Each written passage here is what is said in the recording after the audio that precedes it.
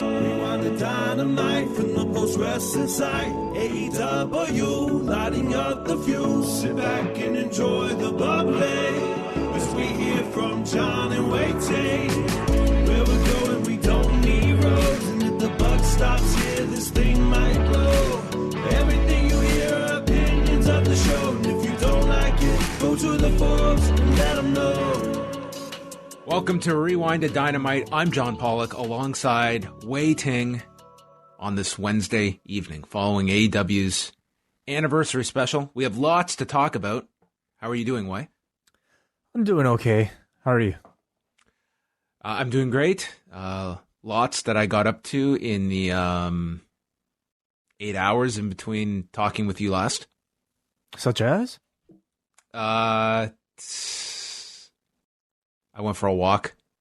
I did some reading. Okay. Wild stuff. Yeah. Nice. Did you have an adventurous afternoon? It's nice out. It's a pretty, this is like, we're back to like wearing shorts weather. I wouldn't say adventurous. I picked my fiance up from work. Had a bit of a workout. Showered and had some tacos for dinner. So tacos are always an adventure. Yeah. Okay, that's great.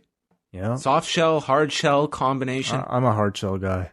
Yeah. I had seven of them. 7? Oh yeah. Full size like tacos? No, they were kind of smaller. Like they were like we made them here, or she made them really. I just ate, and they're like those like I guess old El Paso like home store bought ones that are like kind of smaller than like the okay ones. Yeah. I mean, it got to the point where like I was only gonna have 4, but then like we had all these ingredients out, and it's really difficult to like portion out like taco ingredients with like shells. So I had like 4 more extra like shells just sitting there. I was like, what the hell? Let's do it. And I'll probably pay for it tomorrow. Live wild, Wai. That's I like fucking that. It's crazy. Yes. Taco Wednesday. The underrated taco night of the week. Yes. Well, congratulations. That sounds great. I'm going to. I'm now craving tacos, so you have definitely left that impression on me by sharing this. Okay. Well, tomorrow's a new day. Tomorrow is. Wai, it's as I mentioned, you could wear shorts outside. You could also wear a brand new T-shirt. Do you have any recommendations of where people could get a brand new T-shirt? Absolutely. Store.postwrestling.com. You don't say. If not a T-shirt, perhaps a toque. We are deep into fall. We're approaching winter very shortly. Now is a perfect time to get a brand new toque to keep that head warm. You definitely do not want to get sick from any cold, anything this winter. And you get your flu shot?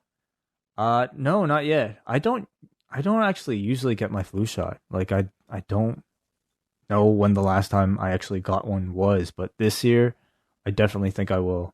So it's like you're gonna have to wait. I got mine last week, and the local pharmacy, I mean they're out as of now, and I had to go in the morning. I pre-registered to go get this thing done.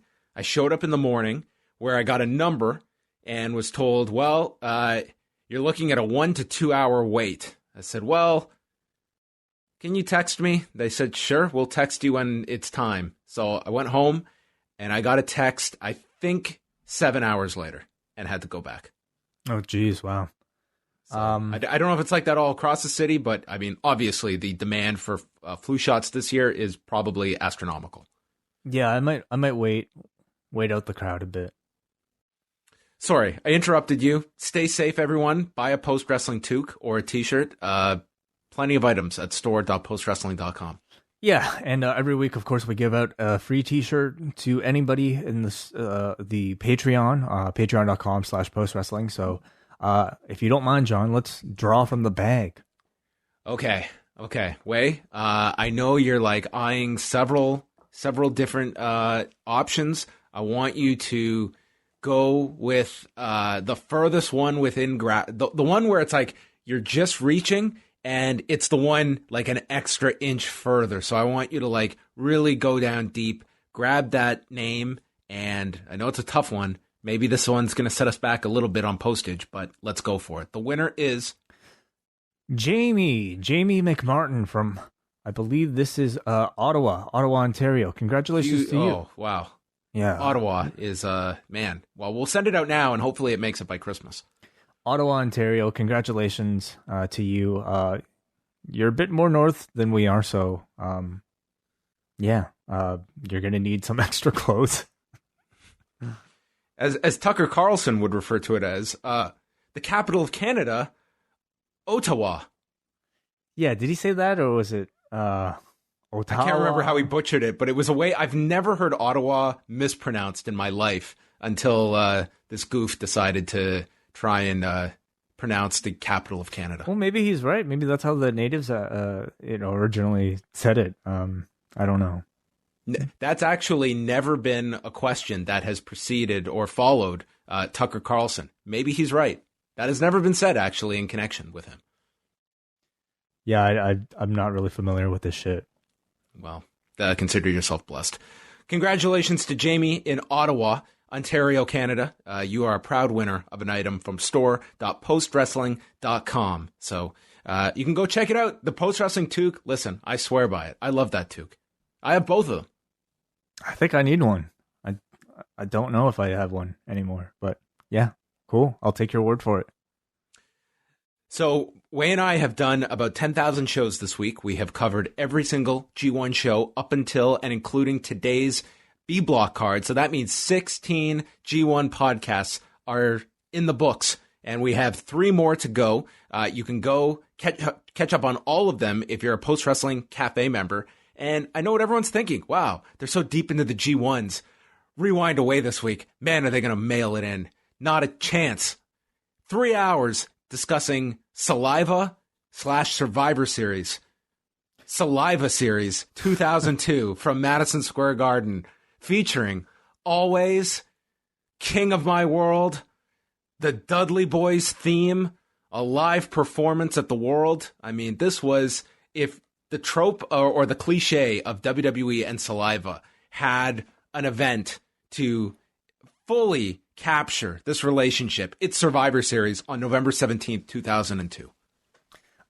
Sure. Yeah, well said. I really enjoyed this show. It was, I love that particular era when the brand split still felt somewhat significant, felt somewhat legitimate. And this was a show that was, had some very significant moments, including the debut of the Elimination Chamber, Brock Lesnar versus The Big Show, which, of course, many people remember as the match where Paul Heyman turned on Brock Lesnar.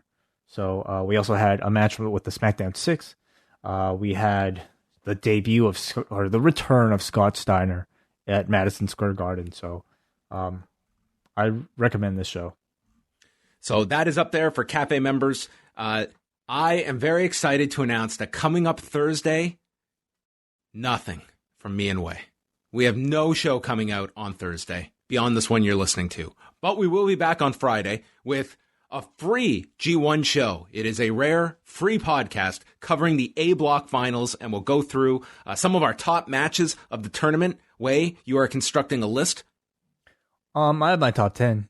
Okay, we will be sharing that on Friday's show, going through the A Block finals and teeing up the weekend. And then for Cafe members, we will have the B Block finals on Saturday, and then Sunday, it's the finals, and we're bringing in the heavy artillery. W.H. Park will join Wai and I for Sunday's final, and we'll go through the whole tournament and get W.H.'s top matches of the G1 as well. That's coming up on Sunday. And don't forget, Rewind to SmackDown will be live Friday night, 10:15 Eastern for Cafe members. Yeah, and along with that, a lot of really great writing on our site right now. We have from John Cena reviews of Spring Break and Bloodsport from over the weekend. Mark Buckledy and Mike Murray continue to write written reports for all of the G1 shows. And of course, John Pollock and Andrew Thompson are always there providing daily news updates and everything else. Oh, let's not forget Davey Portman with his Impact Report. Yes. All of that can be found at postwrestling.com. And of course, we will have reports on all the G1 shows right up to and including the finals this Sunday with Mike and Mark. So let's move on over to Monday's draft edition of Raw. They did 1,855,000 viewers. So they were up 12% this week, getting the bump that SmackDown did not experience on Friday. They did a 0.57 in the 18 to 49 demo. So they were fourth on the night on cable. This would be their highest number since August 31st. And if you go back and if you take out those first two shows at the Thunderdome, this would be their highest since June. So they did see increases, 12% in viewership, 9.5% in the main demo, going against Monday Night Football and the Braves-Dodgers game that was airing on Fox as opposed to cable. They did see almost a 17% drop throughout the show. It was a big loss in the third hour, which I don't know if that goes to show that there was a declining interest over the show as you got deeper into the rounds where you're talking about less important people, or the Battle Royal was not something that people were sticking around for, but it was a pretty notable drop in hour number 3. But they bounced back with their 50-plus audience by 10%. The largest drop in the third hour was women between the ages of 12 and 34. That fell 17%. So you take out the third hour, I mean, that would be maybe your worst news of the night. But as a whole, the draft seemed to mean more on Monday than it did on Friday for fans. I guess so.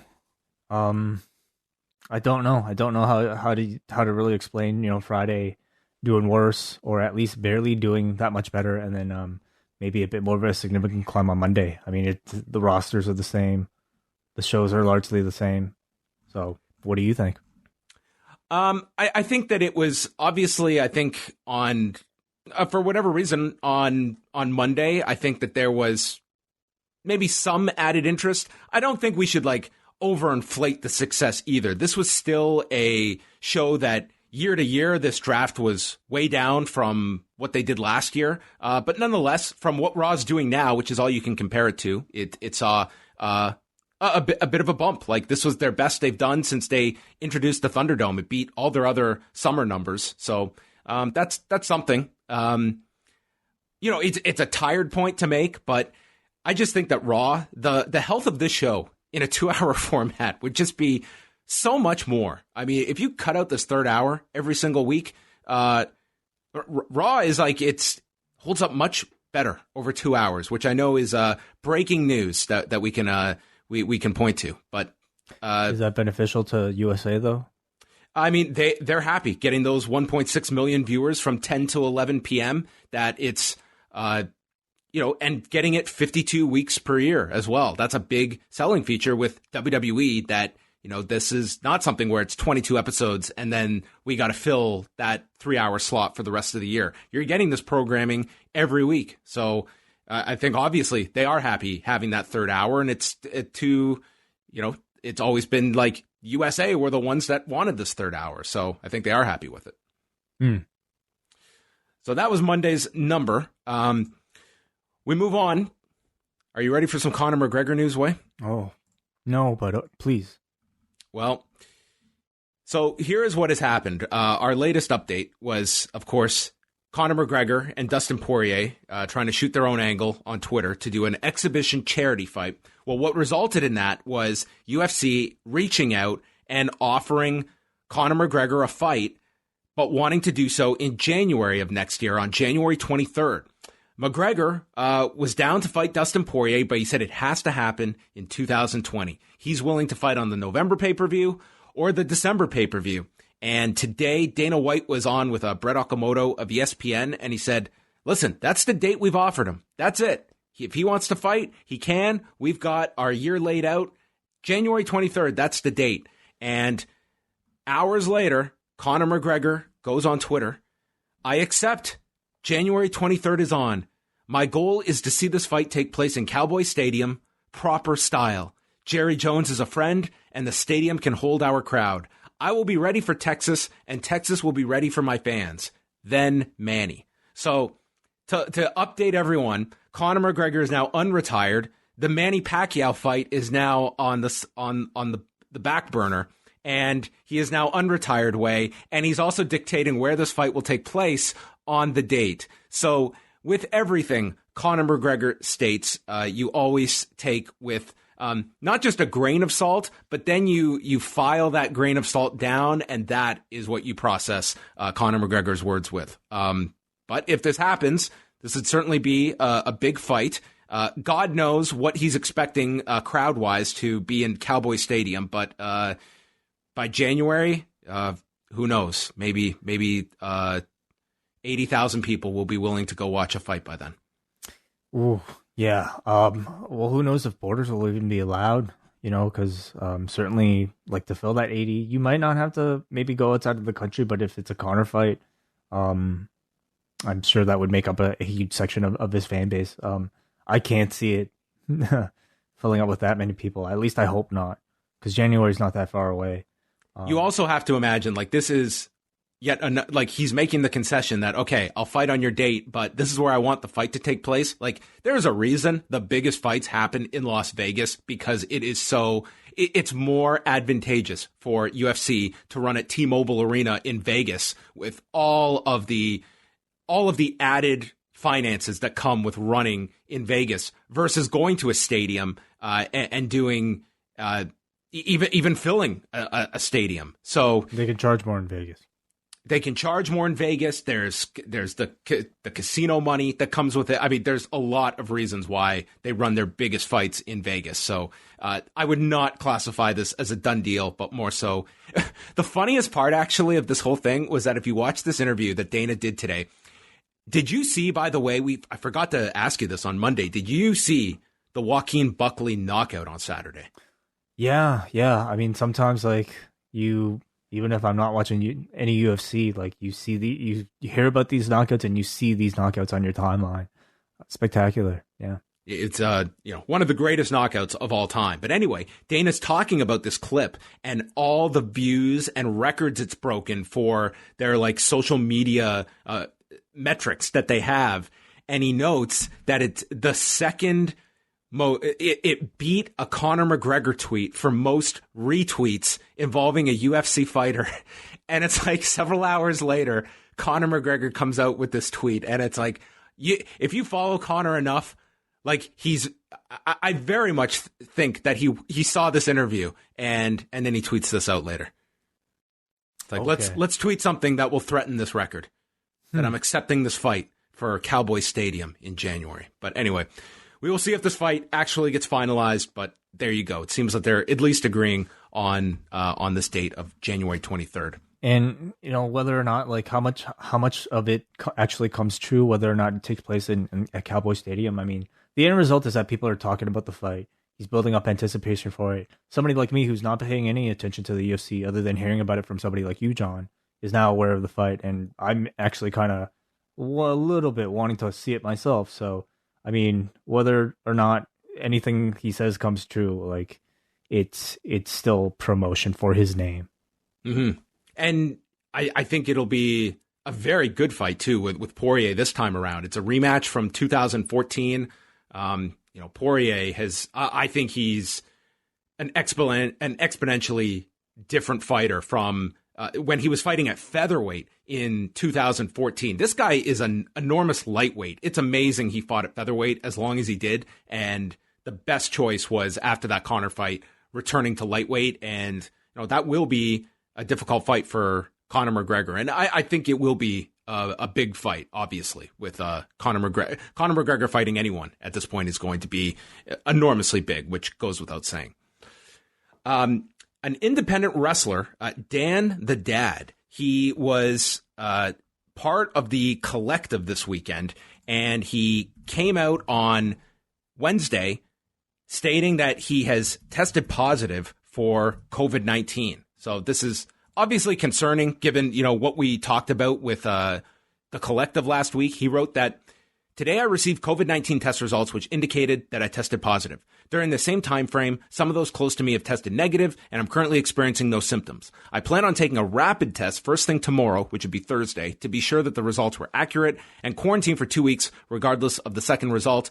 In being proactive, I contacted the other promoters and many of the people I came in contact with over the last weekend to make them aware of the situation. I want to assure you, every show at the Collective was carried out with the utmost concern for safety, and those protocols remained in place throughout the weekend. I appreciate everyone's concern and ask for privacy as I continue to deal with this situation. Regardless of whether I am truly positive or not, everyone who attended should get tested for their own personal safety and for those around them. So, I mean, thankfully, he was only on one card. I mean, this could have been worse where he was on multiple shows, which many performers were over these 3 days. Nonetheless, this was a card that it did feature wrestlers from Impact, and not to mention, like, everyone was sharing this ring. I don't know what the Moxley. I mean, Moxley was like this Glory Pro show took place on Saturday, and then Moxley was there on the Sunday night show. Now, I imagine they were sanitizing the ring between shows, but I don't think they were sanitizing between matches. They definitely weren't on the Bloodsport show.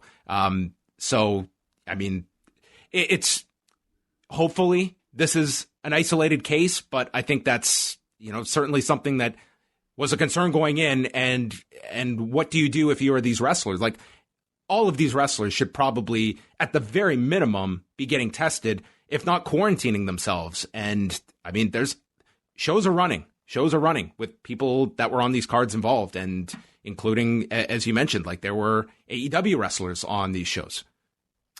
Yeah, it was a risk that everybody who attended and everybody who participated at the event was willing to take. I trust that, the Collective were, I guess, doing everything in their power to prevent spread in the event that something like this might have happened. We'll see what happens, and let's hope for the best. But this is an example of, I suppose, any independent promotion looking to run multiple events in the same weekend. It's something that I feel we'll hear about a lot more in the future. Mm-hmm. Yeah, obviously we wish him a full recovery from this. And also, I think you need to, I imagine that some of these wrestlers would be feeling very, I don't know. I'm glad that he revealed this and didn't, like, the fact he went and got tested. First of all, there could be a lot of wrestlers that even if they just wouldn't have gotten tested and wouldn't even want to know. And also making this public, which should be automatic. But let's be honest. Listen, do you want to be that guy to have to? So how many cases have we heard about people revealing it only after the fact? After they've, I guess, passed through the illness and all the symptoms. When I think, if in this event, if you shared a locker room, shared a ring with other people, it is absolutely, like, responsible to let those people know. And really, I think, as a warning, just even to the public, that, hey, like, there are real risks involved with any of these events being put on right now. So it's just to me, like, I don't know, being genuine. Yeah. Yeah. And if you're positive, you have to let people know. Like, you have to share that information. Yeah. So. Good for him. Like, he seemed to do it in a very, like, responsible and just, like, upfront way. Ryan Smile, who was a UK-based wrestler, passed away on Tuesday. His partner, who wrestles as Alex Windsor, wrote that on Tuesday morning, Ryan passed away after losing his battle with mental health, a battle in which he had been fighting for a long time. I can't fathom the words to express how I'm feeling right now. To anyone who knew Ryan, whether through wrestling or on a personal level, it's with an extremely heavy heart that I have to break this tragic news.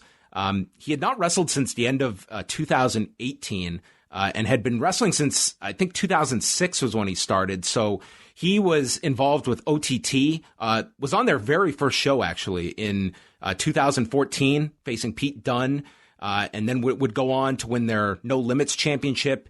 He won titles with Rev Pro as well, and was also started the Lucha Forever promotion in 2016 with Will Ospreay, which shut down a year later.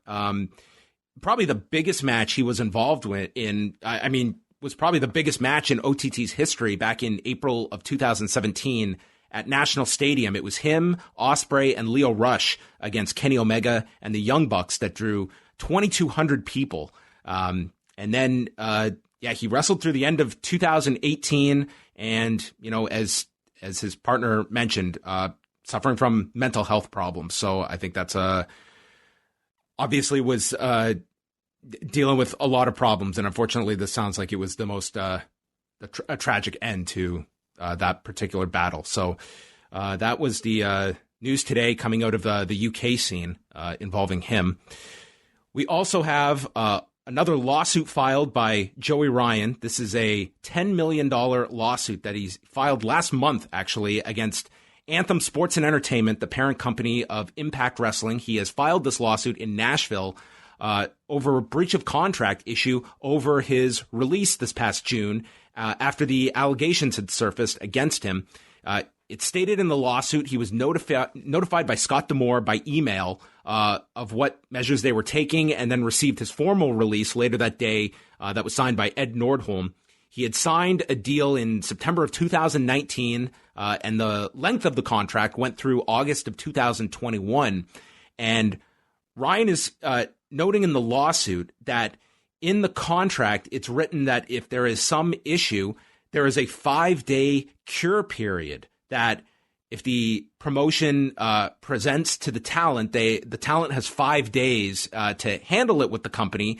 And if nothing can be worked out, then Impact had an additional 30 days to resolve any problem, and then they could terminate the deal 30 days after that time period. So he's claiming breach of contract here, that he was released and they did not live up to this portion of the contract.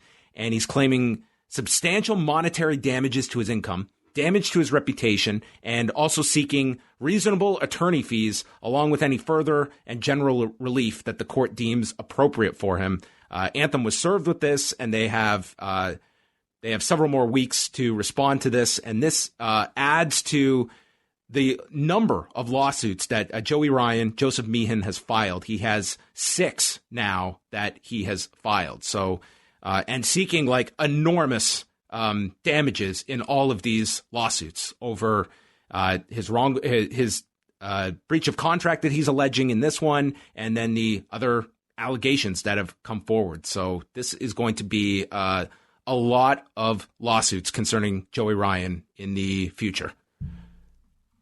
Let's see what happens.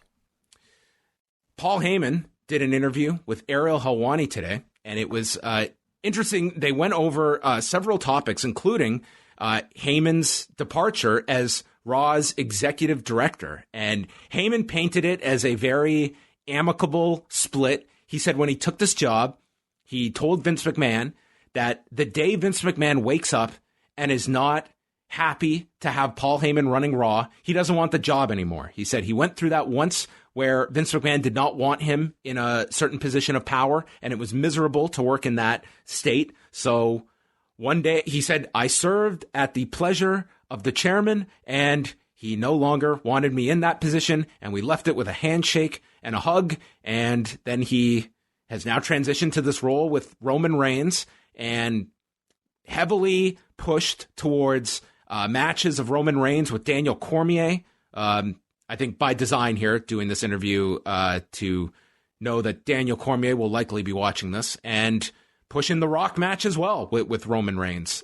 He didn't really have much to say about Brock Lesnar other than his gut is that Brock Lesnar is not going to do MMA again unless there is such a great challenge for him, but thinks that he got all that settled when he fought Mark Hunt at UFC 200. And he says Lesnar is not under contract with WWE right now. He's happy being a father and a farmer at home. And he'll go back to WWE if he's enticed with some kind of challenge to go back there. And talked about the uniqueness of having to cut promos without fans in the crowd. He very much misses the fans. And talked about who he thinks are, the big stars that he enjoys watching right now in UFC. And named Israel Adesanya, Jorge Masvidal, McGregor, Khabib, Amanda Nunes, and the Diaz brothers. So, I mean, there was not, I would say, a ton that Heyman really revealed here, but, this was not going to be the time in his career that he's going to be combative over the way things ended as executive director. And for all we know, perhaps he had his fill of that for a year. That's probably a super high pressure position that maybe after a year he was totally happy to be relieved of that added duty. I have to imagine by this point, like his third term, maybe even more than that. Oh God, it's been it's been a turnstile of like times that he's been in the creative process, out of the creative process. I mean, going back to 2001. Like the guy had to know the drill by now and probably knew that, this was a very kind of volatile position to be in for anybody. And I would hope that he probably took it all in stride. It seems like by this interview, it appears he did. Otherwise, it seems way more fun, honestly, being a performer, cutting promos, and dealing with all that other stuff back there. Oh, and I'm sure he is no question that he seems super engaged with this Roman Reigns. Like, it feels so fresh. It's working so well. I mean, I'm sure, like, once you go through that grinder of being in that creative process, to be told, like, certainly, like, it's a demotion, but at the same time, what a load of stress that is off your shoulders when you go through that every single week. All the late night meetings, plans changing on a whim, and then you can just come in, do your thing. He's very hands-on with this program with Reigns. And then having people like AJ Styles cut promos on you on the internet. That as well. Yeah, that did not come up. But what do you see? Like, has Paul Heyman had his last creative position in pro wrestling? I won't even say WWE, in professional wrestling. I don't think so. I think he's always somebody who is seen as talented enough, and really, it seems like he's very current and modern enough. He's keeping up with a lot of, I guess, what's current in MMA at the very least, and he seems to still have his a really good eye for talent that I could see them defaulting back to him at some point. If not WWE, then maybe another company coming around with enough money to have his services. Because to me, he still seems to be a very talented, creative mind. It's just not the right environment, and maybe it never is.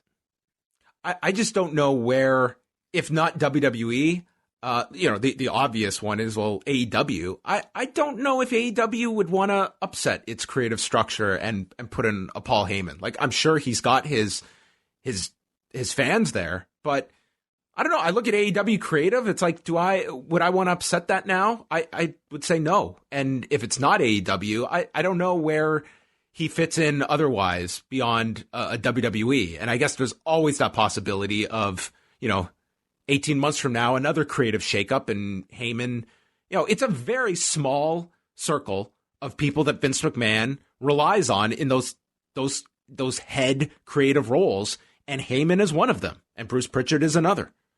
Well, who could have seen the formation of AEW even as an option 2 years ago, right? 2-3 years ago, maybe at this point. So, I mean, he's not young, but he's not really old, not too old to be able to write wrestling. So I wouldn't write him out as as having his last go around as a creative lead at a wrestling show. How about in WWE? Could you see that once again finds himself in that role again? I don't know how long his current contract is. That might be maybe more of a likelihood. Sure.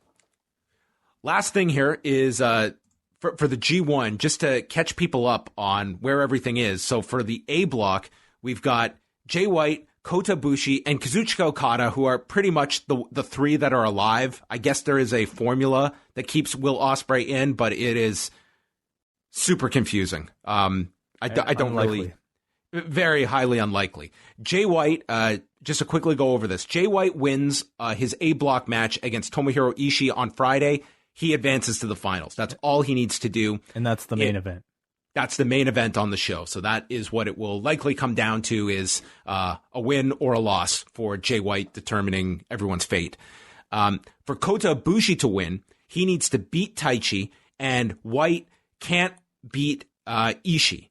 And therefore, that would allow Ibushi to finish ahead of Jay White, because in a tiebreaker scenario, White would have the tiebreaker over Ibushi. Ibushi can also draw Taichi, and Ishii beats White, while Ospreay beats Okada, Ibushi would still advance.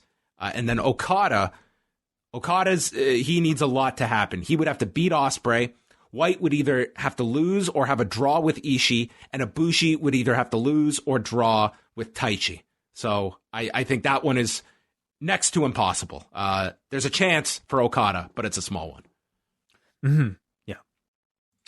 All right. So once again, pre-show Friday, we will go through all of the A block. But now it's into AEW's big 1-year anniversary special from Daly's Place. And, you know, they promoted Way. They're going to be back at Daly's Place next week. And that will be the third consecutive week at Daly's Place. And it seems like they are trying to run weekly, or at least as many, you know, weekly shows as they can do. It doesn't seem like they're doubling up on tapings.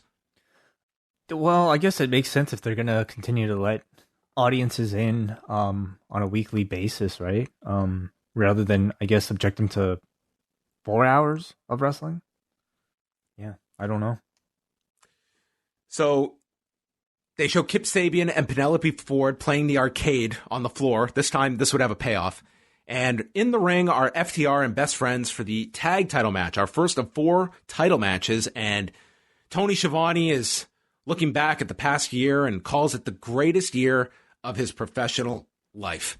And he actually had a slip up here talking about 1990 when he meant to say 2019. And him and Ross got a good chuckle out of this because that was their time in WCW that Schiavone noted was not a great time. Was 1990 Ross, that bad? I guess for them, I didn't. I mean, in WCW, I mean, that's Ole Anderson's booking. I guess it was quite the time period. Okay. That was like RoboCop. Maybe that's what comes to mind when they think of 1990. Who? Ross says that AEW has made wrestling fun again. They got the heat on Trent for a while. There was a chant of "You're a weenie," and then he delivers there's a back suplex by Harwood off the top to Trent. Wheeler then lands on the knees as he comes off the middle rope, and Chuck gets the big hot tag, hits a tope con hero to both men on the floor. Tully then sweeps the leg, but Chuck kicks out and he goes after Tully, but this allows Harwood to hit him from behind. They double team Wheeler with the soul food, half and half suplex, and then a shining wizard by Trent for a 2 count. Wheeler gets sent out of the ring with a tornado DDT, and they hit strong 0 on Harwood, but Wheeler returns, making the save. Taylor then takes a snap suplex on the floor, and Wheeler gets sent over the guardrail by Trent, who goes after him, and Wheeler is by the arcade. And Trent ends up charging at Wheeler, and he goes head first into the arcade, destroying it, and Kip Sabian is just devastated, and he sends Penelope to go get him. Meanwhile, Cash Wheeler has the belt. Chuck Taylor stops him, returns, and Rick Knox then hides for cover, and this allows Wheeler on his second try to get the belt shot, allowing Dax Harwood to pin Chuck. This one went about 17 minutes as FTR retained the tag titles, and then we'd get into the post-match. I thought both teams worked really hard. It was a very active match. Good action. I know like maybe AEW like really likes to start their shows off like really hot right with everybody in the ring, but I do think there's something to be said for just like some of the pageantry, especially when it comes to like a title match, you know. I at the very least like maybe a bit of an entrance, if not like a bit of a video. I think for me just kind of might get me a bit more into a match like this, but if we're just talking bell to bell action, I thought it was very good. Good match. Yeah, I thought it started the show off well. A lengthy match, too. I mean, they got a lot of time here.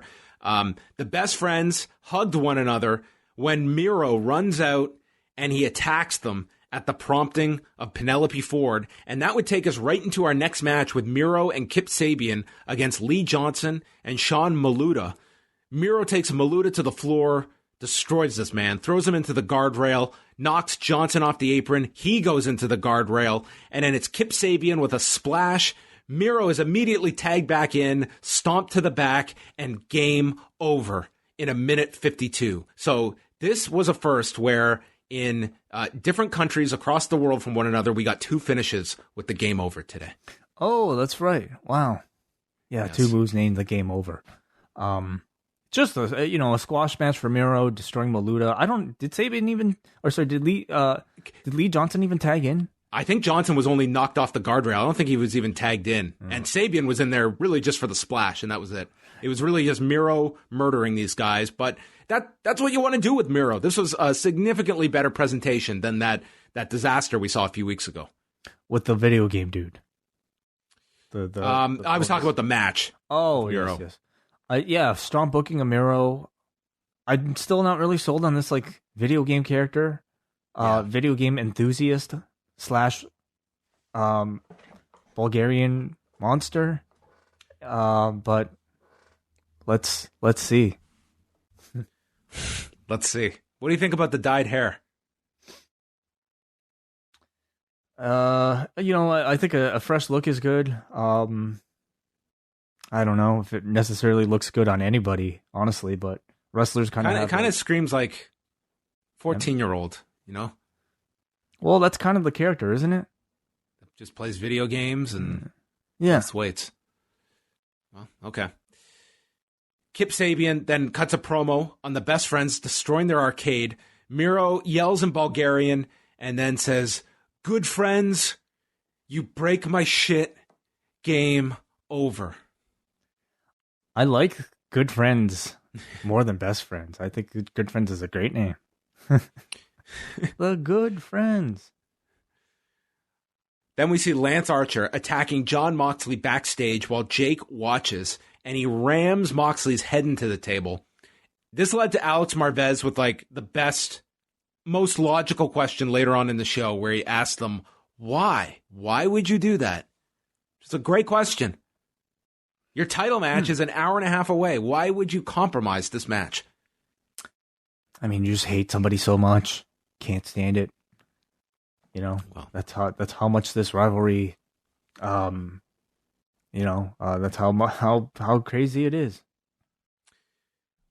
They revealed the brackets for the Eliminator tournament, where the finals will take place at Full Gear, and the winner gets a future AEW title shot. And the tournament will begin next week. They didn't say we were going to get all these matches. They just said it would begin next week. And we're going to get on one side of the bracket, Penta against Phoenix, and Kenny Omega versus Joey Janela. On the other end is Colt Cabana versus Hangman Page, and Jungle Boy versus Wardlow.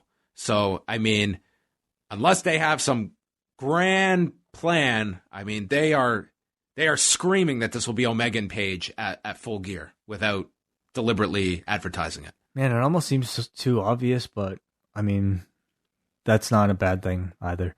You know what doesn't suck, though? If we get Omega and Phoenix on TV in a couple of weeks. Yeah, that'd be great. I mean, Omega and Pentagon would be awesome, too. Which means on the other side, you might get either Hangman Page versus Jungle Boy or Wardlow. That'll be interesting, too. Surprising that they would put Penta against Phoenix. Yeah, which, I mean, Eddie Kingston said is going to be Hagler Hearns. Okay. That's a great promise for television. Now, what was weird was they said it will start next week, but they didn't say what match we're getting next week. Yeah, they didn't. And it's kind of unusual for them to like not be very specific about what's to come. So maybe they aren't even sure yet. Yes. MJF and Wardlow came out, and this was for the big groundbreaking announcement.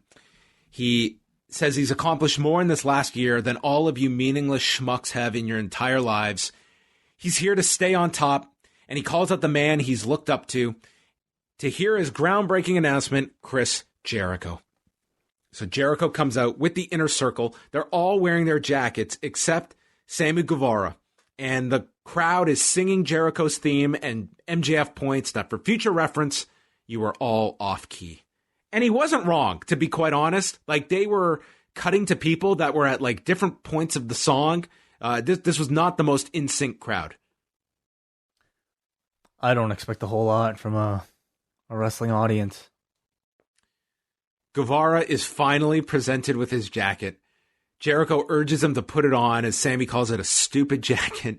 He puts on the jacket, and this thing is gigantic. It like Sammy Guevara like disappears in this jacket. They said it was made for Andre. He said it was a 5XL. This is a very funny visual. MJF takes note of Jericho's body, the condition he's in, and he wants to touch his hair. And they do this big lead up to MJF touching the man's hair, and Jericho tells him to cut the shit, okay? What's this announcement? MJF says that you and me are the biggest minute-to-minute draws. You're the demo god, I'm the ratings ruler. And together they have dominated AEW. He brings up Jericho at home watching Animal Planet, which Jericho clarifies he hates Animal Planet, and MJF notes that Animal Planet is not under the Turner umbrella, so they can bury this network. They state that if you watch Animal Planet, two piranhas are never seen eating one another because they have mutual respect.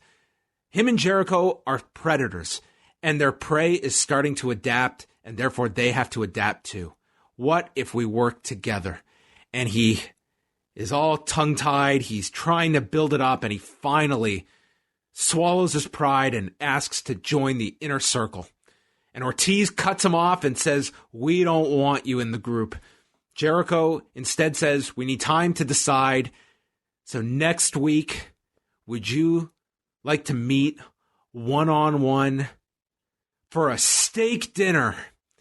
And they shake hands and give all the enthusiasm and energy as though they were going to have a first blood match. They are going to have a medium rare steak dinner together. And Jericho says he's never wanted anything more than this steak dinner that they will have next week. And as they leave the ring, Hager and Wardlow stared a hole into one another. Another awesome segment with these two. And I'm sure the steak dinner is going to be great. Oh, for sure. Yeah. It seems like it might be... I don't know if they're going to do the steak dinner like in the venue or just like around the venue, like in a pre-tape. But anytime like, you have creative minds like go out and shoot something like this, I mean, I'm sure it's going to be really interesting and fun. So I think the story is like cool. I'm digging it. I thought MJF was spectacular in this segment. What do you see happening at the pay-per-view with Jericho? Yeah, well, we got 3 weeks, right? So in that time, you could definitely build something up between these two. My gut tells me that they will let MJF into the inner circle, and that might lead itself into some form of, tag match involving Chris Jericho with MJF, perhaps, against another team, or a 6-man or a multi-man tag match, and you'll kind of get some dynamic about maybe, how loyal exactly MJF might be. Something like that. Do you think that this thing kind of gained, like, it seems like the first, like, face-to-face they did right after the last pay-per-view, like, everyone thought it was great, and it's like, here's a long-term story. And it seems like they just jumped on that and saw the momentum, because the Jericho-Hager thing seems like it's been not forgotten, but put aside for now. Like, this has kind of trumped whatever they were building up. Like, Jericho and Hager, for instance, like, even being in the tag picture is not even mentioned now. It seems like you could go a whole direction of Jericho and MJF teaming for a time period or something. But it almost seems like they put all their chips into this with MJF and Jericho instead. Yeah, you're right that seems to be kind of forgotten about, or at least it hasn't really been mentioned for like several weeks now, in lieu of maybe something like this for the inner circle. So it's very possible. Who knows what the initial thinking was when they put these two together. But I would say like going into Full Gear, it is, I mean, it's going to be one of the harder programs. Let me try to think like what else is like, better than it right now. Like, well, obviously, like what's going on with like Page and Omega, the Bucks versus FTR, if that's going to be the match at Full Gear, which it probably will be. I think that'll be pretty hot too. But this is like, I think this would be up there if they do something interesting. Then we had the most ridiculous segment of the night. It's Tony Schiavone and Britt Baker at the spa together. So Tony is shirtless and presumably naked under this towel, interviewing Baker at the spa as Rebel comes in with rule number 5 for Baker: be the baddest bitch on the block. And then she realizes Tony is naked and screams at him. And then they proceed to wax the man's chest. And Baker is putting the division on notice. She gives shit to Tony for missing work after being super kicked by the Young Bucks, and she will be in action next week. Certainly a segment that I cannot properly describe without the visual component of Tony Schiavone's chest being waxed. Yeah, that almost felt like it was just like extra footage they decided to put in there. But I guess the visual highlight of it, I didn't think that this was as good as some of the segments we had from Britt Baker in the past. I thought it was okay, but I don't know. I wasn't as big of a fan of it. Cody and Orange Cassidy for the TNT Championship. Blonde Cody is back. Yeah. Black-haired Cody was only like a 2-week thing. Yeah, he's not going to the dark side. So I guess they wanted him to, or he wanted to like dye his hair black for the TV show, then go back to blonde for wrestling. Does he have the black hair in those trailers that ran for the show? I can't remember. I don't remember. But maybe. And who knows what else, what other stuff he might be doing. Darby is shown seated up high by himself in the crowd, and they would announce during the match that he will challenge for the TNT Championship at Full Gear. So that's our first match we have officially announced for Full Gear on November 7th. Mm-hmm. So Cody starts, and he's circling around Cassidy, who just stands there. They tease a test of strength, but Cassidy puts his hands in the pockets, and Cody shoves him. The glasses fall off, Orange kicks them away, and they engage in a collar and elbow tie-up. And we see some technical wrestling from Orange. During the break, the announcers make note of their growing UK audience on ITV. Cody would come off the top, and then Orange delivers his weak kicks, but then catches Cody with a super kick and a tope suicida. And this is where we see all of the Dark Order, minus Brody Lee, at ringside. And John Silver grabs the title, and he goes to attack Cody, but he's stopped by Orange Cassidy, prompting the Dark Order to be ejected by referee Paul Turner. So we get into the rest of the match where the Crossroads gets countered and Orange hits a Stun Dog Millionaire. Cody then leaps to the top with a Cody Cutter, and he drop kicks Orange in the knee and wraps it around the post and would focus on the knee of Orange Cassidy. Ross was very good here, conveying the pain that Cody's in from last week's dog collar match with the neck was taped up, and he's got all these lingering effects from the dog collar match that he's dealing with. But Cody is pushing through, and he's getting cocky. He does the push-ups after a 2 count, and Jim calls it wasted energy. Cody then hits an inverted superplex off the top, with Cody landing on the bad knee. Cody then gets caught by Cassidy and hit with the deep impact off the top, but he's limping around. There's a Michinoku driver for a 2 count, and suddenly there's 4 minutes left in the match. Cody stops a beach break. He applies a figure 4, but again, Cassidy gets out, and he lands the beach break on the apron. Both men are on the floor. They roll in. There's a double clothesline spot. Cassidy fires up, but the Orange Punch gets countered. Crossroads is countered, and a swinging DDT. Cassidy's on fire. He goes for the beach break, hits it this time, and it's the biggest near fall of the match, with Cody kicking out with 30 seconds left. And as Orange goes for the Orange Punch, the knee gives out. Cody tries for the Crossroads in the dying seconds, and it's countered into the mousetrap. And with that, the 20-minute time limit expires. The second time they've done a time limit draw on AEW, and we get no winner here. I like the booking. I think, I liked it more when they announced that we would just get the rematch in 2 weeks, because I felt like, the whole thing is definitely leading to like Orange Cassidy winning the belt, and to do it in 2 weeks again is a little perplexing to me. Like right before the Darby. Well, I guess you might get Orange Cassidy versus Darby Allin. I suppose that would be the direction, but on this day, like I did enjoy the booking, and part of the reason is because they've only done 2. This was only their second time limit draw. They've been using them so sparingly, so to me, this feels less like a cop-out. It feels, like almost even like a unique, significant event to have something like this happen. So the match itself, it's never an easy match to book Orange Cassidy against another babyface. But I think, Cody has been such a great TNT champion up until this point because he can play such a variety of roles.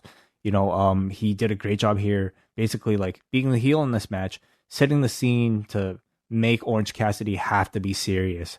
I thought they had just the right amount of gimmick for Orange Cassidy and just the right amount of serious competitor for him. I liked the match a lot. I thought it was the best match on the show. I liked the time limit draw. And I think this one, it was weird. When they did the Moxley and Pac one, it was not that they had reached like 20 minutes. It was like the television time remaining. So I think people were kind of thrown off by that. But I think, like, obviously, like, we've looked at like two of the best Young Lions matches of this G1. They're the 15-minute time limit ones. It's like, it can be really exciting if you build it up right, and the urgency of that final minute or two. And I thought they hit it here, and this was with a limited audience as well. I thought it was a very, very strong match, and you have a logical reason to come back with the rematch. Yeah, and I don't know which way you go with this match in 2 weeks from now. I guess you could, if this was WWE, you would say 100% we're getting a 3-way at the pay-per-view. I hope that's not the case. Yeah, that almost seems like a little, it would kind of confuse the stories a little. I mean, you set Orange Cassidy now on a path. This is his second time challenging for the TNT title. And even though he was unsuccessful the first time against Brody Lee, this time still unsuccessful, but getting closer to that goal. So you're definitely setting him up to like ultimately accomplish it probably in the third try. But to have the Allen match already announced prior definitely makes it a bit more interesting. I guess you can have Allen, cut promos on both of them in the lead up to it. But you can also have Orange Cassidy lose in another unique way, which I look forward to seeing if they can manage that, because I think that at that point they would definitely be risking like having Orange fail a little too much. But do you think the timing is right to do, like, presuming Cody keeps the title, to do that Cody Darby Allin match again? Because I mean, that was the criticism of the last one was, okay, Allin loses this one, but I think like the next one, he's got to beat Cody. Do you think the timing is right to pull the trigger with that? Not necessarily. Like, to me, like the Allin Cody story is more of like a brother, older brother type of relationship, even though like Allen's kind of got that with Moxley as well. But like I could see like, his being more of like an Okada Sonata story where like it'll take him years before finally beating Cody. So I think less of that one. I feel like Orange Cassidy though is already at a certain level. He's not so much like younger brother character to me, and he's instead more of an equal to Cody. At least like that's the impression that I have right now, coming off of the Jericho feud and seeing him in a match like this. So I don't know. I expected them to do the title change tonight. So in 2 weeks, I would expect the same, but they could come up with another out. The last thing is, I mean, they have done it several times, but they don't always get a match announced 2 weeks in advance. Do you think that is, just being smart, knowing that the Halloween Havoc show that we're going to promote a title match 2 weeks in advance, knowing that NXT is going to have a big show that night? Yeah, I definitely think that's what it is. I mean, they probably might have done it anyway. Like they have for like the special occasion shows, like maybe even this show, they might have announced some matches, like the Archer Moxley match. They announced like several weeks out. Mm-hmm. So, but I'm sure maybe it's a case of wanting to counter program, or maybe it's just something that. Yeah, like I would have to think that maybe it was a case of counter programming. I do think that there is going to be a lot of divided interest that night, that even if you are someone that always watches AEW first, I just think like the nostalgia value of Halloween Havoc is pretty strong, and they're going all in on it. They're doing the spin the wheel, make the deal. It's like a Halloween themed show. I think is a really smart themed event to do for one of these shows. So I think there's going to be a lot of interest in NXT that night, or at least a lot of people flipping back and forth that maybe traditionally just watch AEW straight through and watch NXT later. I wonder. Yeah. At the same time, I feel like a lot of people are like DVR people already right now. So we'll see. This is where Alex Marvez interviewed Archer and Roberts, asking, why did you attack Moxley? And with that, Moxley attacks them, and it's announced this will be a no DQ match later tonight. Matt Hardy was in the crowd. He had blonde hair, by the way, in the trailers. Who was this? Cody. Oh, okay. Sorry. Yes. Well, maybe he's got some other role going on that he needed to have blood. Yeah, he had to. No one just dyes their hair for no reason. No, I guess that's not true. In wrestling, people dye their hair for no reason lots of times. Tony Schiavone's with Matt Hardy and his entire family. They're in the crowd. He says he feels practically perfect and he's cleared to return. But then a video plays on the screen and it's various photos of Matt Hardy, and an unknown person uses a Zippo lighter to light them on fire, and it's Sammy Guevara, who literally takes the Vince McMahon line, "It was me. It was me all along. He was the attacker." I think this was the least dramatic reveal of the year for a wrestling attacker. He took out Matt's knee, busted his face, and he's going to send him back to the hospital, and it's not over until you're sent home for good. And Matt is pissed at Tony. He said, "Did you know about this? Is this on the run sheet?" And Tony is just as surprised and apologizes to Matt. So Matt's pissed, but he says he's coming for Sammy Guevara. So the most cursed feud of the year will continue between these two. This was met with a huge groan from me. I mean, I don't know. I suppose they might want to finish the match and the program that they had set out. But to me, like, this is a feud that's turned off much of the audience for the many casualties that it's caused to the both of them. And it's a pairing I personally was happy to see conclude. And I really have no interest to see again. Bringing it back right now after all this mystery, you know, you really, anytime you do a mystery opponent, or a mystery attacker, it's like the pressure's on you to, you know, introduce somebody at the very least, maybe new, maybe making their return. This was just going back to the exact same program that we had just seen with Matt Hardy. So to me, it felt like a really big disappointment. Not to mention the fact that this guy who's now trying to be the serious heel, we just saw it in 5XL jacket as a joke in the segment prior. Yeah, it's I think Matt Hardy has had a real struggle since coming into AEW. It just doesn't seem that anything has clicked in a big way. And this feud has some perplexing decisions. Like, why? I don't know. The stuff with Private Party, to me, like, it's not really clicked. It just seems there's been so many. It just seems like they've come up with all these different ideas and they've thrown them all against the wall on TV, on Being the Elite, and it's like we have not had any consistency with this guy. It's just all over the place, and I don't know how to view Matt Hardy. It doesn't seem like he has any solid role in the body of the program, and this feud is like the only consistency that they've had over the last like 2 months, so they're going back to it. It just to me, like, this has been a really rough run in AEW so far for Matt. Well, he went from like the multiple personality thing, which I think was amusing, but maybe at some point they just thought it ran its course.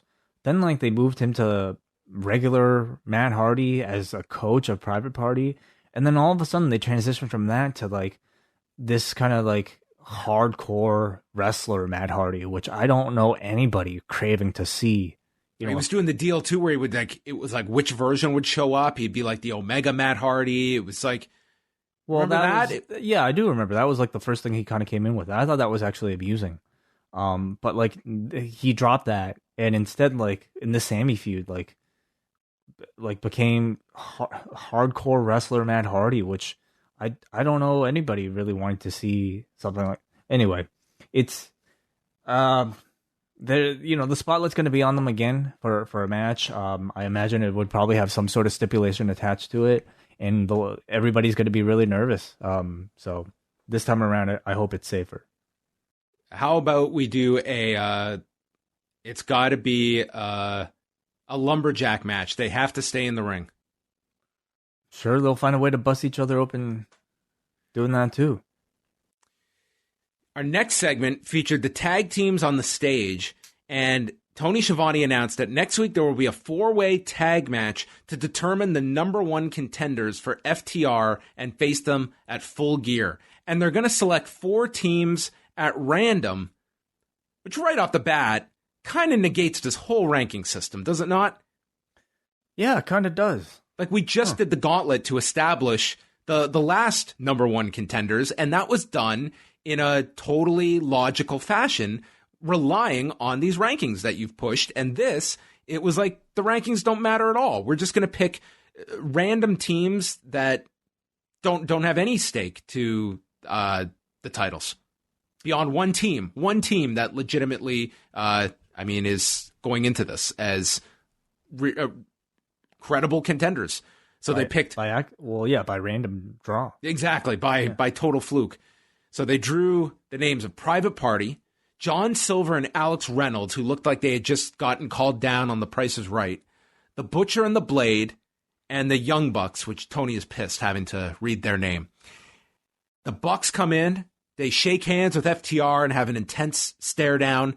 Nick says, "We're not here to super kick you, Tony." Instead, they super kick Butcher and the Blade and Silver and Reynolds. Everyone brawls, and the Bucks and Private Party are left in the ring. They shake hands. They brought up the upset from last year, and then they super kick Private Party. I don't see any other result to this other than the Young Bucks winning. I don't know. I wasn't a big fan of this setup because they have gone above and beyond when it comes to explaining stuff like this, that this just felt completely at random to do. So, I guess beyond that, FTR have kind of been doing an open challenge type of thing, haven't they? Where anybody can challenge them for a tag title opportunity, or at least they're non-title opportunities, aren't they? No, they're for the titles. Oh, even the 20-minute deals? Yes. Right. So, in that sense, that already kind of defeats the purpose of the rankings, but you're right. For something this formal, maybe, the expectation is for AEW to pay to at least mention, something to do with the rankings. Oh, okay. Once a year, you can randomly draw somebody from even the bottom seed coming into the top. My guess is partially it's they just need a way to really set the Bucks off for this title opportunity, and maybe something in a bit more of a dramatic fashion than just you're ranked number such and such and you get the shot.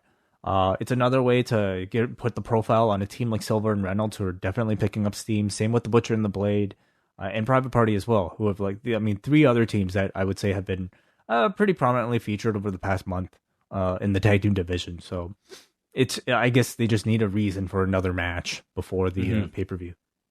Yeah, the rankings that they have, the latest ones, it would go in order. Best Friends, Young Bucks, Dustin Rhodes and QT Marshall, The Butcher and the Blade, and then Santana and Ortiz. So those would be your top contenders. Okay. Next, we had Hikaru Shida against Big Swole for the AEW Women's title. They noted that Big Swole has won 7 straight matches and thus gotten this title opportunity.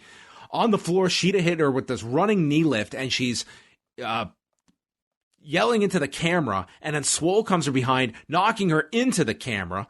Swole later hits a high kick and a cutter onto the ramp, another cutter into the ring, getting a 2 count, and Shida comes back with a straightjacket German, a knee to the back of the head, and Falcon Arrow, getting a 2 count. Swole hits Dirty Dancing, and Shida can only grab the bottom rope to stop the count. She tries again for Dirty Dancing, and it's stopped with an elbow strike off the knees and the Tomoshi by Hikaru Shida in 8:54. I liked the match. I thought that they had they had the commercial break in the middle of this, but from start to finish, I really had no complaints about this. I thought it was a good 9-minute match here. I wasn't as big of a fan of it. I feel like there's certainly a lot more pressure, you could even say, for a women's division championship match. And I thought this was far from flawless. I felt there were several flubs and maybe even awkward moments throughout it. And to me, I didn't really think the crowd noise was all that strong on this show. And again, being a live show, I know they can't play with canned crowd noise. That to me affected this match and really all the matches tonight as well. But it made this match to me feel like a weaker part of the show. They also pointed out Nyla Rose watching on and certainly pointing you in that direction for the next challenger for the title. Looks like they'll go back to Shida and Nyla Rose. Not many other options right now. I think Swole seemed to be next in line, and this was kind of her cashing in the Brit program. I think you see a match like this, and I feel like she's not ready for a position of a championship level yet. hopefully like with more, honestly, she needs a whole lot more character development as well. So maybe, you know, a second go around, maybe a heel turn somewhere in there will refresh her a bit. Nyla Rose, I think it's kind of like returning to a bit of a default program, you know. Mm-hmm. So I can't say they've done a whole lot with Hikaru Shida over the past several months. I mean, she gets occasional title defenses, but as far as like any other story or character, it's been nothing. So Britt Baker continues to be like sort of like a looming, you know, big challenger for her. But the rest of the division definitely needs work. Yeah, I mean, you just don't have a whole lot there. It's just kind of like we're just who's there, who's available, and they get plugged into these roles. Next week, they plugged the four-way tag match that we just went over for the number one contender spot. The Eliminator Tournament begins. That's all we know. And Le Dinner Debonair with Jericho and MJF going for steak. So by AEW standards, this was like not a whole lot that they were announcing for next week. But I guess there's enough possibilities of the Eliminator Tournament. I think you're led in the direction that you're getting something like Phoenix and Pentagon, but I don't think that was ever stated outright. Yeah, I don't know. I don't know if they know what they want yet for next week, or if we'll find out during the week. Who knows? So they've got 3 weeks. So, I mean, you could split up the opening round matches over the next 2 weeks and then do the 2 semifinals on the go-home show. Maybe that's what they'll end up doing. And then they announced Cody and Orange Cassidy in 2 weeks' time on October 28th for the TNT Championship. There's a video on Scorpio Sky and Sean Spears. Spears says he is not stalking Scorpio Sky. Sky's a nice guy, but he's a thief for stealing a moment of his, and they plan on collecting. The moment he was referring to was on Late Night Dynamite when he was about to attack Matt Sydal with the black glove. So, what a moment that was lost to time. I'm honestly surprised like this even made Dynamite, because it really feels like it almost feels like he's exclusive to Dark now. And I would even say same for Scorpio Sky. Like, they're two talents that we've really not heard much from lately. And they weren't given much material here to try to build a storyline. I can't really say I have much interest for it, but the match could be good. And I think they're both neglected talents that like definitely deserve some airtime on Dynamite. I just wish the story was better. And then Eddie Kingston came out in a Vladimir Guerrero Expos jersey, along with the Lucha Bros. And Kingston would be on commentary for the main event, with Jon Moxley, Lance Archer, no DQ for the AEW title. The production member gets tossed through the entrance by Lance Archer, which, man, did you see the promos Lance Archer enlisted on his Twitter today to build up this match? I saw the Monty Brown one, and I believe Minoru Suzuki did one as well. Minoru Suzuki did the greatest 15-second promo you're going to hear. Just being Minoru Suzuki. It was great. And the Monty Brown one, oh my God. This guy is just incredible. So he just left the industry? So he was in WWE, and then I feel it was like his niece, it was like his family, like he had to get off the road to help his, I think, sister's child or something like that. It was like he had to take care of family members, and that's why he got off the road. Like, it was just something that, you know, he couldn't be on the road while helping out his family, and he never came back. And this was like, man, this was over a decade ago. But what a promo. Still got it. Yeah. Man, I would just be like, hey, this guy needs to get on Cameo. He would be able to. Just stay home. Just do promos all day. So Moxley and Archer, they immediately see Moxley hit the paradigm shift, and Archer kicks out at 2. He goes for another, and they're tackling each other to the floor. This is when they get back in. Archer hits the pounce in honor of his pal Monty, and then a cannonball off the apron to the floor. The blackout gets stopped. There's these tables that are set up on the floor. Moxley gets all these chairs out, and Archer gets off the shoulders of Moxley and chokeslams him through the chairs for a near fall. Then Moxley goes for an ankle lock. They get to the floor. Archer attacks him with a trash can. They're on the edge. Moxley hits a low blow and hits a paradigm shift off the apron, putting Archer and himself through the tables on the floor. Into the ring they go. There's a paradigm shift in the ring, only a 2 count, and then he goes to the bulldog choke, which Eddie Kingston notes is the move I never tapped out to and never said I quit to. Archer is able to break free and he hits the blackout, but Moxley kicks out and in the process uses a crucifix to catch Archer in 12 minutes and 46 seconds, retaining the AEW title. Strong physical match, like good TV hardcore match. I thought it was a satisfying main event. I was surprised that they would like be so I guess giving with like their finishers. You know, you had 3 paradigm shifts here, and the blackout, which Moxley pretty much like no sold. Same with like Archer with the last paradigm shift, and they're usually maybe a bit more protective of him, but I guess they wanted to make this a big enough match. It was satisfying. I can't necessarily say it was like, you know, man, one of the best of the year, that type of level. And I do wonder if like maybe the lack of like maybe crowd sweetening might have had an effect on me. Maybe it's like, you know, me being used to like G1 level quality up until this point, maybe that having an effect on me too. But I agreed with you. I thought the Cody Orange match was probably my favorite of the show. It was a very good TV main event, but it was, for a match they built up for a month. Like this was, it was to me, like it was a good main event. That's as far as I'd go. Archer continues to attack Moxley after the finish. So Kingston sends Pentagon and Phoenix to go help him. And Phoenix hits Archer with a chair shot that Archer no-sells. And Kingston is in the ring playing Peacemaker. Jake takes Archer away. And Kingston is giving props to Moxley. He says he's known him since 2009.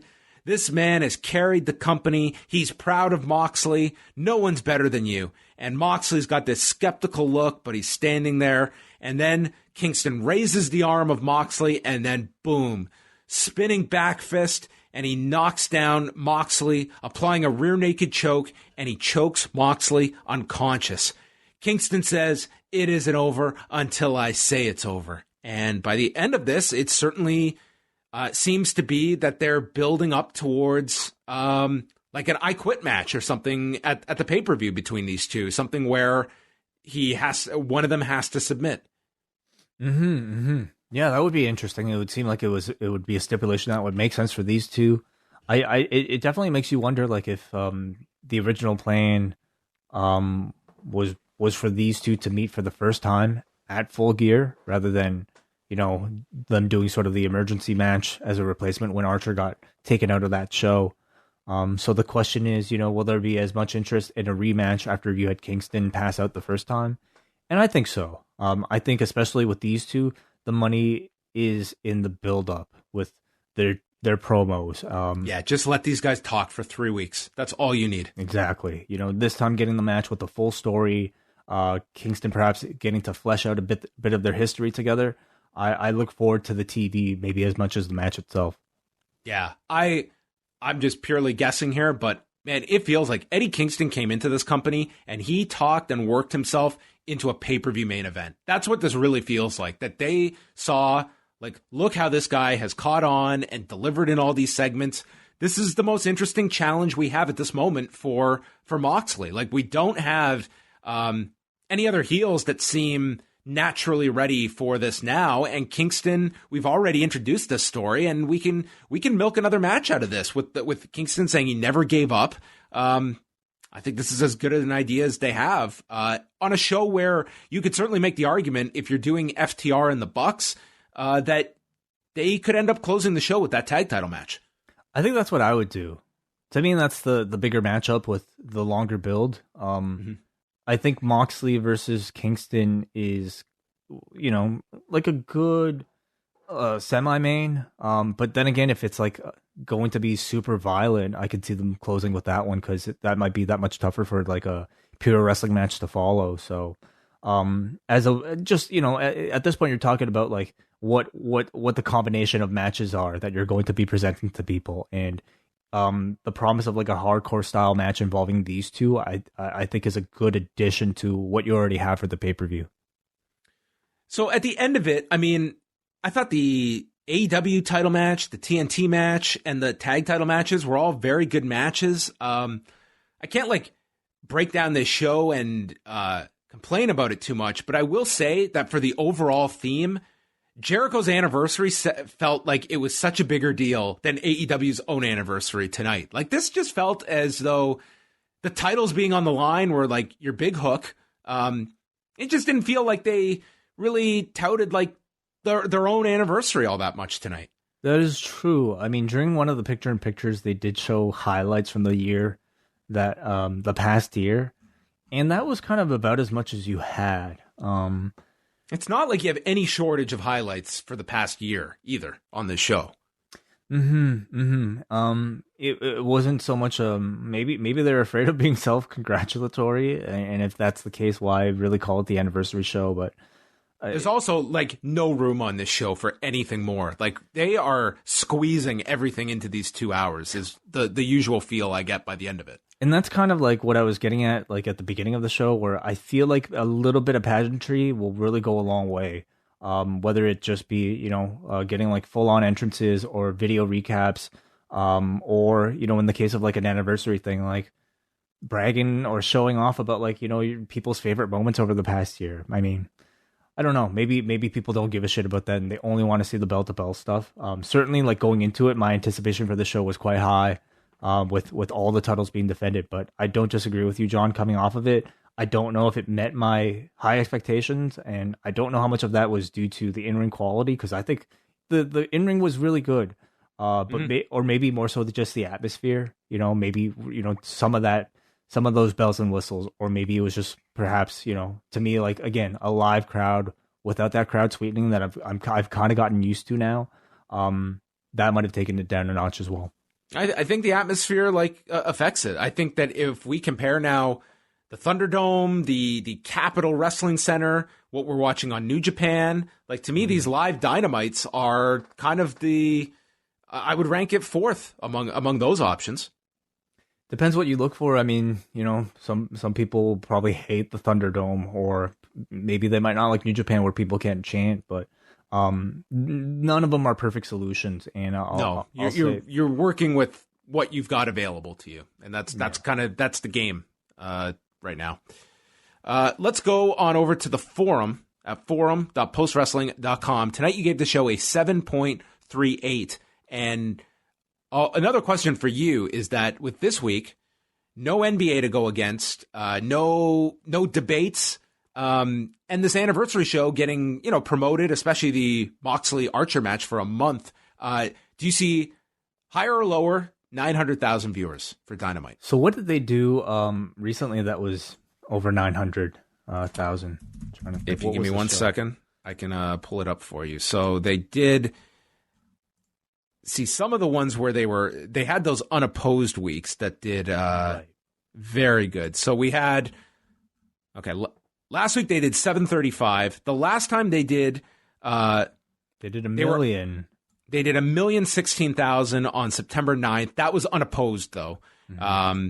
The week prior to that was 928 on September 2nd. I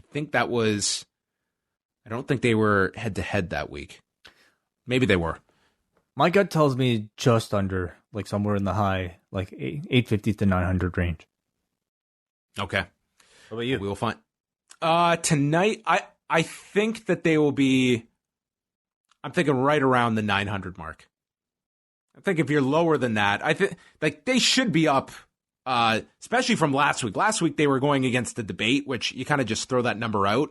I would say 900 for this one would be kind of where you would at least want to be at for the fact all four titles were being defended. I think that should matter. And you have your world champion defending the title as well.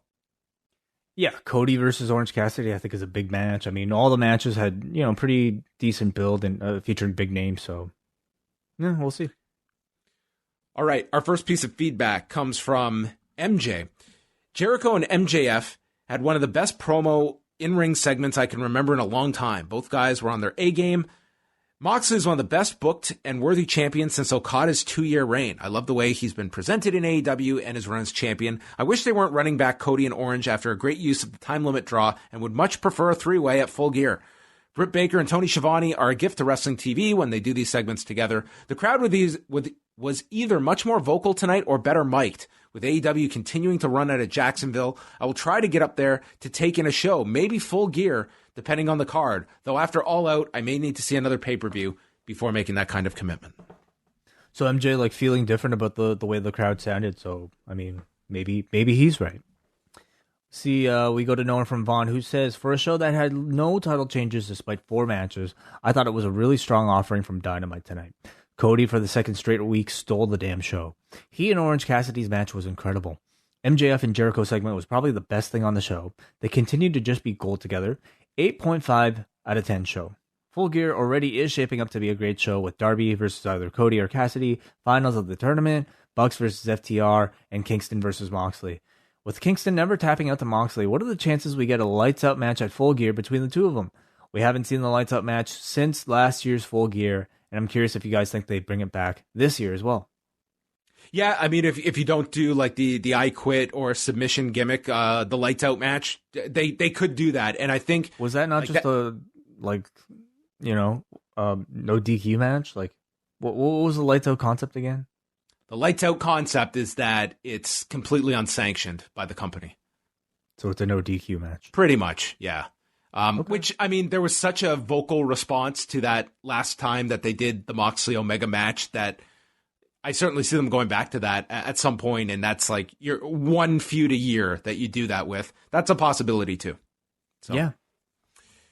Andy from London, I have loved AEW for the past year. It's been the best year of episodic wrestling I've ever watched. This show, however, was a bit of a disappointment. The build and anticipation was so high, and for me, it did not deliver. A very messy Eddie Kingston promo to end the arcade game goof with Kip Miro and best friends, and a raffle to determine who gets a tag title opportunity. I expect better from this great show. I did, however, like the Cassidy-Cody match and look forward to the rematch in a few weeks. As for the direction for Full Gear, it looks like they might be going to Kingston for the title again. Do you think this is where they'll go? Yes. My concern is, again, it feels like odd booking. An unranked Kingston gets another title shot on pay-per-view after just losing 3 weeks ago. AEW has trained me to expect much more logic from the booking over the past year. He gives us a 7 out of 10. Well, who is the number 1 ranked right now? Probably isn't Eddie Kingston. I mean, we'll just say that, but it's not Eddie Kingston. No. I can pull up the rankings here. While you go through the next one. I think they are. Yeah, they definitely face criticisms when they don't go with these rankings every single time. I think. Okay, well here's what we do. What we can. You've got Lance Archer, number 1. He just beat him. Brian Cage, who Moxley also beat. MJF, who Moxley beat. Then you have Brody Lee, who I guess is coming off that loss. And then you have Scorpio Sky, who should be pissed. You're right, yeah. Why is Scorpio Sky feuding with Shawn Spears? And the question is, I mean, Eddie Kingston is just a hotter program. And when you have things like this, you just, I don't know, you throw your hands up in the air and just say, like, hey, let's just go with this. It's like, this shit's just... I personally don't expect them to stick to these ranking things all the time. I don't know if they... Listen, you have to be able to play that balance. And this is a weird comparison, but I'll make it anyway, is that when Bellator did their tournament format, they had this rigid tournament where you had to win the tournament to get the title fight. And in theory, it's like they presented it that no title shots are given. You've got to earn them. So what happened was in 2011, Michael Chandler wins the tournament and he faces Eddie Alvarez. And it's this incredible fight. And at the end of it, all you want to see is this rematch. But the tournament dictated that Eddie Alvarez would have to win an entire tournament, go through 3 other fights, which are going to take at least a year, till you can book the match everyone wants to see. And comparing it to AEW, if they had done tonight's match where Moxley beats Archer, And then you have the announcement that, well, based on the rankings and who Moxley's next challenger is going to be, on no notice, Scorpio Sky gets the next shot. I mean, there's no build-up for it. And I think it would be the colder match that you're going to as well. Well, obviously they would do a Scorpio Sky segment instead of an Eddie Kingston segment, but I mean, the Eddie Kingston program is just juicier. You know, he's a heel that Scorpio Sky would be. So, at the same time, if you are going to use these rankings, I think like you do have to give an explanation as to why. And that can simply be they haven't announced the match, that Moxley demands the match. And I mean, there's a way that you can, if you just give lip service and explain that this did go into our thinking, that the rankings are there. We can't just forget about them this month and then acknowledge them next month. The reason is because he had a match against Jon Moxley and he didn't tap out is maybe the reason that they would give. I think it's really important, like especially when you're a promotion that kind of prides itself on like logical booking, that you think about these things. Other times, like when I'm watching WWE, I just really switch my brain off. I'm like, yeah, sure, like Sami Zayn being drafted like towards the bottom, whatever. Like it's just wrestling. This might be one of those cases where like I cut him some slack. He goes on to say okay. Oh yeah, decent show, 7 out of 10 is what he said. Okay, Jesse from Montreal. I felt that they tried to cram too much into one show. They have title matches so often, they don't feel special to me anymore. And we see the same characters each week. Having the world champion on should be a big and comparatively rare event, not a weekly occurrence. As a result, there are guys like Phoenix, Penta, Ben Carter, Scorpio Sky, Colt Cabana, who hardly ever get featured at all. I'm interested to hear what your thought was about the Jericho MJF segment. I thought it was just awful. I've seen better acting from troops who go from middle school to put on plays about the dangers of bullying. And why are FTR willing to cheat to win matches, but unwilling to win by countout? I also don't find Lance Archer very interesting or good, and those brawling segments were a stupid waste of time. Baker and Shivani, as well as Eddie Kingston, were the highlights for me. I thought the Jericho MJF segment was great. I think that's like the best story they've got going right now. I mean, I just simply don't really watch wrestling for like great acting. I do sometimes, but like to me, that segment was more just like about.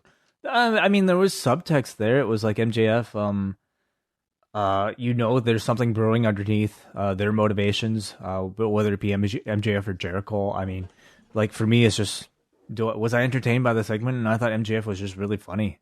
So I could understand your frustrations if you're looking for like good acting. I don't think that's a complaint that many have coming out of that segment, honestly. Like I would be stunned if people were complaining about the acting in that. I just don't think that's enough of a criticism you're going to hear from the audience at large.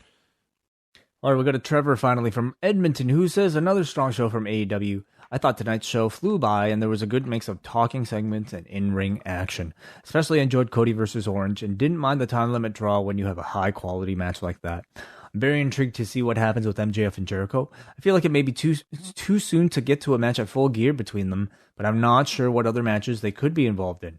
One complaint from me, for a show as big as this one, I would have liked to have seen something from Hangman or Omega. That'll be next week, I guess.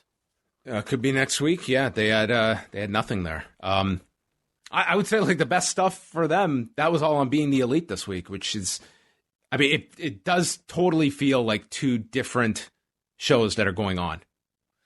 It's supplementary programming that'll get you more invested in the story if you happen to watch it.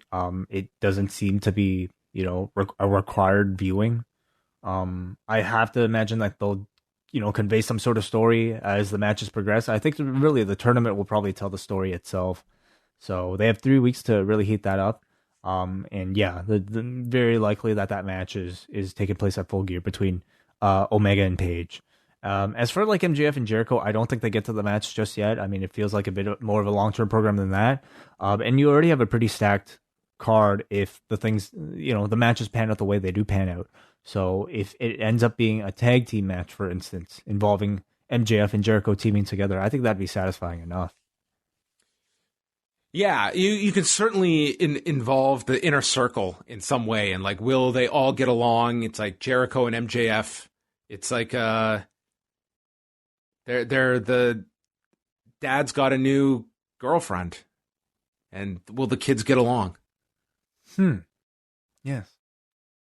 Maybe we'll get a family dinner. That'll be at the pay-per-view. They'll all go out for a steak dinner, all of them. You know, food has definitely been a big promotional tool for Chris Jericho this year. Start off with champagne, then a bit of a mimosa, steak now. He's going off to the main course. You can't eat on an empty stomach or drink on an empty stomach. What's for dessert? Full gear. That's the answer. They're going to go out for ice cream. Full gears. Yes. Okay. Gear or yeah. Okay. Maybe.